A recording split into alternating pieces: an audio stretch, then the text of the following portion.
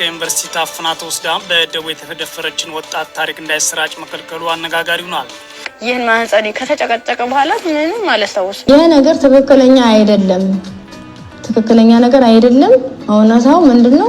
ለትወና ብለው ወስደው ነው ይሄን ነገር ያሰሩ።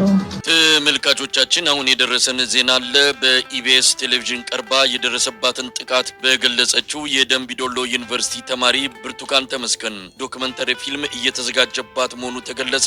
እሷም የዶክመንተሪ ፊልሙ አካል ሆና ትቀርባለች ተብሏል።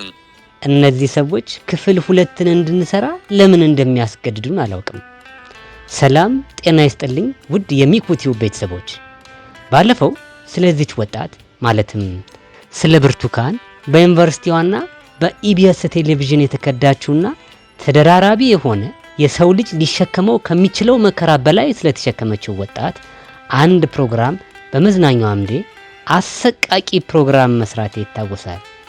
አሁን ደግሞ ወጣቷ እንደምታዩት ሁሉ ነገር ድራማ ነው በሚል እኔ ባለ ትዳርና የኮራሁ የደራሁ ቤተሰብ ያለኝ የልጅ እናት ነኝ ስትል ሌላ ድራማ ሰርታለች።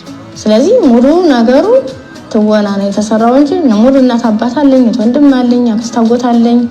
ቤተሰቦቼ በእንደዚህ አይነት ሁኔታ ነው የሚኖሩት። እኔ ደግሞ ባለ ትዳር ነኝ፣ የልጅ እናት ነኝ። አግብቼ ተድሬ ተኩዬ የወለድኩት ልጅ ነው እንጂ በእገታ ምክንያት የወለድኩት ልጅ አይደለም። ስለዚህ እኔ ልብ ኬዝ ታማሚ ነኝ፣ አዎ ታማሚ ነኝ። ሌላ ነገር ግን የለም። ይሄስ አሁን የሰራችሁ ድራማ ላለመሆኑ ምን ማረጋገጫ አለ?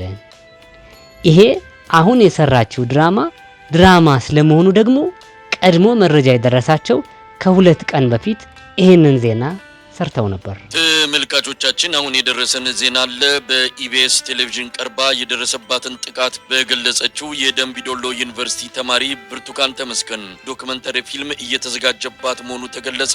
እሷም የዶክመንተሪ ፊልሙ አካል ሆና ትቀርባለች ተብሏል። አስቸኳይ በሚል ለብሔራዊ ቴሌቪዥን ጣቢያዎች በተላለፈ ትዕዛዝ ተማሪ ብርቱካን ተመስገን ገንዘብ ተከፍሏት እንዳደረገችው የሚገልጽ ታሪክ ተዘጋጅቶ ቀረጻ እየተካሄደ መሆኑን ያገኘነው መረጃ ያመለክታል። መንግስት ላይ የመጣውን አደጋ ለመቀልበስ በሚል ዶክመንተሪ ፊልሙ በከፍተኛ ጥንቃቄና በአስቸኳይ ተፈጻሚ እንዲሆን ትዕዛዝ መሰጠቱ ነው ለማወቅ የተቻለው። ተማሪ ብርቱካን መንግስትን በአደባባይ የሚያጋልጥ ታሪክ አስጠንተውኝ ነው ኢቢኤስ ላይ የቀረብኩት እንድትል የታቀደ ሲሆን ይህንን ዶክመንተሪ ፊልም ለጊዜው ፕሮግራሙን በአስቸኳይ ከስርጭት ላይ እንዲያቋርጡት ተማሪ ብርቱካን ተመስገንንም ከዚህ በኋላ ለየትኛው ሚዲያ ቃለ መጠይቅ እንዳትሰጥ በማስፈራራት እንዳስጠነቀቃትም በደረሰን መረጃ ላይ ተመልክቷል።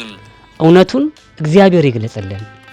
ኢትዮጵያ ግን እንዲህ ነገሯ ሁሉ የደንቆሮ ለቅሶ ሆነባት እስከ መቼ እንደምትገፋው አላውቅም። ብቻ እኔ አላስችል ስላለኝ በጉዳዩ ላይ የሆነ ነገር ልበል ብዬ ነው ብቅ ማለቴ። አበቃው። ውድ የሚኩቲው ቤተሰቦች ቻናላችንን ላይክ፣ ሼር፣ ሰብስክራይብ በማድረግ አጋርነታችሁን አረጋግጡ። ሰላም ሁኑልን። በቀጣይ ሌላ ሐሳብ ይዤላችሁ እስክመጣ ቸር ሰንብቱልኝ።